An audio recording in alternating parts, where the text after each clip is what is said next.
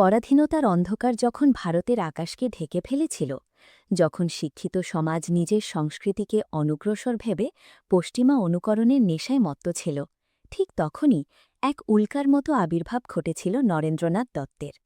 তিনি কোনো রাজা ছিলেন না কোনো রাজনীতিক, কিন্তু তার একটিমাত্র ডাকে ৭ সমুদ্র ১৩ নদীর ওপারের সাদা চামড়ার মানুষগুলো স্তম্ভিত হয়ে গিয়েছিল। তিনি বিশ্বকে শিখিয়েছিলেন যে হিন্দু ধর্ম মানে শুধু পূজা পার্বণ নয়, বরং এটি হল মানুষের ভেতরে থাকা দেবত্বের বহিঃপ্রকাশ। আজ আমরা জানব সেই সিংহ হৃদয় সন্ন্যাসীর কথা, যার রক্তে বইত একবিংশ শতাব্দীর আধুনিকতা, আর হৃদয় ছিল বৈদিক ঋষিদের প্রজ্ঞা। অধ্যায় ১। শৈশব ও নরেন্দ্রর অনুসন্ধিৎসু মন। ১৮৬৩ সালের ১২ই জানুয়ারি উত্তর কলকাতার সিমলাপল্লীর দত্ত পরিবারে জন্মগ্রহণ করেন নরেন্দ্রনাথ। পিতা বিশ্বনাথ দত্তের যুক্তি এবং মাতা ভুবনেশ্বরী দেবীর আধ্যাত্মিকতা, এই দুয়ের সংমিশ্রণেই গড়ে উঠেছিল তার চরিত্র। শৈশবে তিনি ছিলেন অত্যন্ত চঞ্চল। নরেন্দ্রর ডাকনাম ছিল বিলে।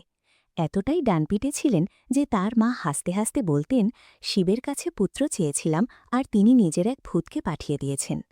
কিন্তু এই চঞ্চলতার আড়ালে লুকিয়েছিল এক গভীর সত্যের অন্বেষণ। তিনি ছিলেন মেট্রোপলিটন ইনস্টিটিউশন ও প্রেসিডেন্সি কলেজের মেধাবী ছাত্র। পাশ্চাত্য দর্শন ও বিজ্ঞানে তার প্রখর দখল ছিল। হার্বার্ট স্পেন্সার থেকে শুরু করে জন স্টুয়ার্ট মিল সবই ছিল তার নখদর্পণে।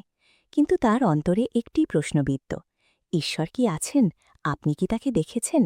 এই প্রশ্নের উত্তর খুঁজতে আমাদের যেতে হবে পরবর্তী অধ্যায়ে। অধ্যায় ২। দক্ষিণেশ্বর ও আধ্যাত্মিক রূপান্তর। এই প্রশ্নের উত্তর খুঁজতে গিয়েই তিনি পৌঁছেছিলেন দক্ষিণেশ্বরের সাধক শ্রী রামকৃষ্ণ পরমহংসদেবের কাছে। রামকৃষ্ণ যখন অবলীলায় বললেন, হ্যাঁ রে, দেখেছি, ঠিক তোকে যেমন দেখছি তেমন, আরও নিবিড়ভাবে দেখেছি, তখন নরেন্দ্রর দীর্ঘদিনের সংশয় দূর হল। শুরু হল এক কঠিন শিষ্যত্বের পর্যায়। রামকৃষ্ণ তাকে শেখালেন শিব জ্ঞানে জীবসেবা। ১৮৮৬ সালে গুরুর দেহত্যাগের পর নরেন্দ্র ও তার সঙ্গী তরুণ সন্ন্যাসীরা বরাহনগরের এক ভাঙা বাড়িতে মঠ স্থাপন করেন। কিন্তু নরেন্দ্রর গন্তব্য ছিল আরও দূরে। সেই গন্তব্য কেমন ছিল তা জানব পরবর্তী অধ্যায়। অধ্যায় ৩। পরিব্রাজক বিবেকানন্দ ও ভারত দর্শন। এরপর শুরু হল ভারত পরিক্রমা। মাথায় গেরোয়া পাগড়ি আর হাতে কমণ্ডলু নিয়ে তিনি পুরো ভারতবর্ষ পায়ে হেঁটে ঘুরলেন। তিনি শুধু মন্দির বা তীর্থস্থান দেখেননি, তিনি দেখেছিলেন ভারতের কঙ্কালসার চেহারা। তিনি দেখেছিলেন উচ্চবর্ণের মানুষের হাতে নিম্নবর্ণের লাঞ্ছনা, দেখেছিলেন অনাহারে থাকা কোটি কোটি মানুষকে। কন্যাকুমারীর সমুদ্রতীরে একটি শিলাখণ্ডে বসে তিনি ৩ দিন ধ্যানমগ্ন থাকলেন। সেখানে তিনি উপলব্ধি করলেন, যে ধর্ম ক্ষুধার্তের মুখে অন্ন তুলে দিতে পারে না, সেই ধর্ম আসলে ধর্মই নয়। তিনি নিজেকে উৎসর্গ করলেন ভারতের পুনর্গঠনে। এই সময়ে তিনি খেতড়ির মহারাজার পরামর্শে নিজের নাম ধারণ করলেন স্বামী বিবেকানন্দ। তার পরবর্তী আধ্যাত্মিক পথের উল্লেখ আছে পরের অধ্যায়ে। অধ্যায় ৪। শিকাগোর বজ্রনির্ঘোষ ও বিশ্ববিজয়। সাল ১৮৯৩। শিকাগোয় আয়োজিত হয়েছিল বিশ্বধর্ম মহাসভা। কোনো প্রাতিষ্ঠানিক আমন্ত্রণ বা সুপারিশ ছাড়াই বিবেকানন্দ সেখানে পৌঁছেছিলেন অদম্য সাহসে। ১১ই সেপ্টেম্বর যখন তিনি মঞ্চে দাঁড়িয়ে সম্বোধন করলেন sisters and brothers of America, তখন টানা ২ মিনিট করতালিতে ফেটে পড়েছিল পুরো হলঘর। তিনি হিন্দু ধর্মের সহিষ্ণুতা ও সার্বজনীন ভ্রাতৃত্বের বাণী প্রচার করলেন। তিনি স্পষ্ট বললেন, সব ধর্মই সত্যের দিকে নিয়ে যায়, যেমন সব নদী মিশে যায় সমুদ্রে। রাতারাতি তিনি আমেরিকার সংবাদপত্রের শিরোনাম হয়ে উঠলেন। তাকে বলা হল সাইক্লোনিক মঙ্ক ফ্রম ইন্ডিয়া। পরবর্তী কয়েক বছর তিনি আমেরিকা ও ইউরোপের বিভিন্ন প্রান্তে বেদান্তের মহিমা প্রচার করেন।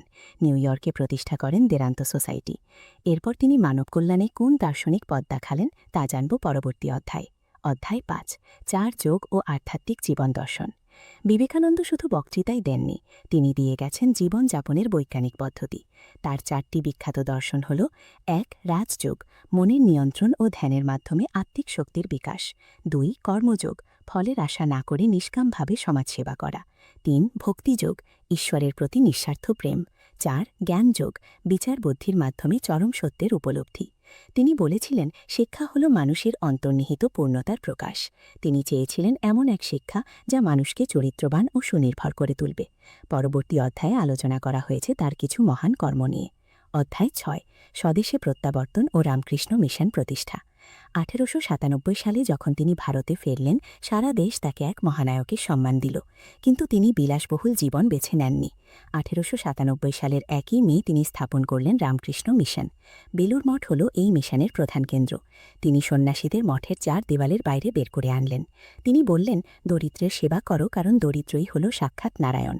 তার নির্দেশেই রামকৃষ্ণ মিশন আজও শিক্ষা, স্বাস্থ্য ও ত্রাণ কার্যে বিশ্বের অন্যতম শ্রেষ্ঠ প্রতিষ্ঠানে পরিণত হয়েছে। পরবর্তী অধ্যায়ে আমরা জানব বিবেকানন্দের কিছু অজানা তথ্য। অধ্যায় 7, বিবেকানন্দের বিজ্ঞান মনস্কতা ও শিল্পায়ন। অনেকেই জানেন না যে ভারতের আধুনিক শিল্পায়নেও বিবেকানন্দের বিশাল অবদান ছিল। জাপান যাওয়ার পথে জাহাজে তার সঙ্গে জামশেদজি টাটার পরিচয় হয়। বিবেকানন্দই তাকে পরামর্শ দিয়েছিলেন ভারতে ইস্পাত কারখানা, টাটা স্টিল এবং উচ্চতর বিজ্ঞান গবেষণাগার IISc তৈরি করার জন্য। টাটা আজীবন বিবেকানন্দকে নিজের পথপ্রদর্শক মনে করতেন। এমনকি বিখ্যাত বিজ্ঞানী নিকোলা টেসলাও বিবেকানন্দের বেদান্ত দর্শনের দ্বারা প্রভাবিত হয়ে মহাবিশ্বের শক্তি সম্পর্কে ধারণা পেয়েছিলেন। পরের অধ্যায়ে আমরা জানব সেই মহান সূর্যের প্রয়াণ ও এই গাথার শেষ ভাগ। অধ্যায় 8, মহাপ্রয়াণ ও অক্ষয় উত্তরাধিকার। স্বামীজি জানতেন তার সময় ফুরিয়ে আসছে। তিনি বলতেন, আমি 40 বছর বয়স পর্যন্ত বাঁচব না। 1902 সালের 4 জুলাই মাত্র 39 বছর বয়সে তিনি বেলুর মঠে ধ্যানমগ্ন অবস্থায় মহাসমাধি লাভ করেন। তার দেহাবসান ঘটলেও তার বাণী আজও কোটি কোটি তরুণের বুকে আগুন জ্বালায়। তিনি বলেছিলেন, বিশ্বাস করো তোমরা অমৃতের সন্তান। তার আহ্বানে নেতাজি সুভাষচন্দ্র বসুর মতো স্বাধীনতা সংগ্রামীরা দেশপ্রেমে উদ্বুদ্ধ হয়েছিলেন।